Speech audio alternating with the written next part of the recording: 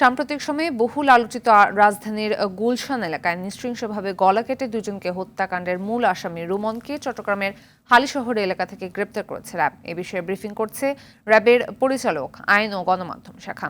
সরাসরি চলে যাচ্ছে সেখানে।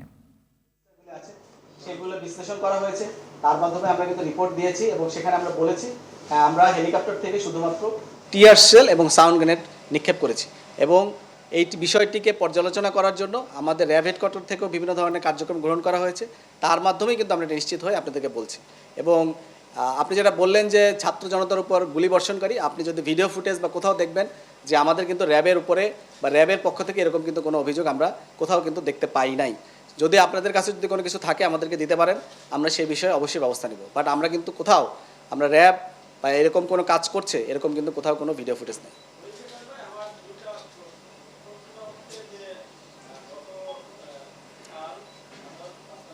কথাটা শুনতে পাচ্ছি না একটু।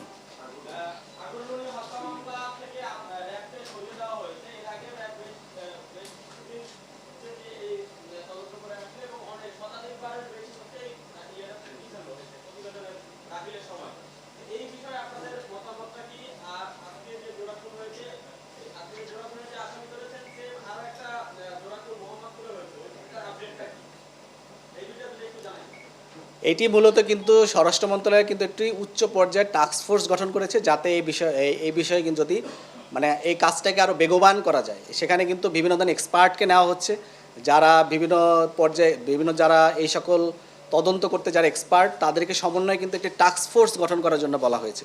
সেখানে সরকার এটা ভালো মনে করেছে, তাই এটা করেছে। আর আপনি যেটা বললেন যে মোহাম্মদপুরে জোড়াখুন, এই বিষয়ে আমাদের যে র্যাব 2 এর যে যারা আছেন তারা এই বিষয়ে কাজ করছেন। আমরা এই বিষয়ে আপডেট পেলে আপনাদেরকে জানিয়ে দেবো।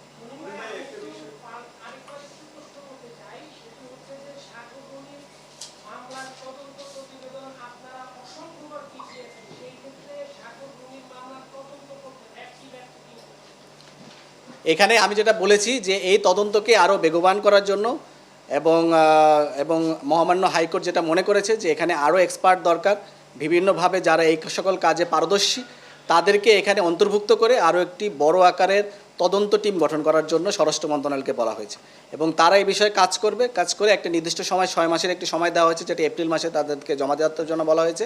এবং সেই বিষয়ে যদি র্যাবেরও কোনো সহায়তা লাগে আমরা প্রস্তুত আছি, আমরাও সেখানে সহায়তা করব। দেখছিলেন র্যাবের ব্রিফিংয়ের অংশবিশেষ।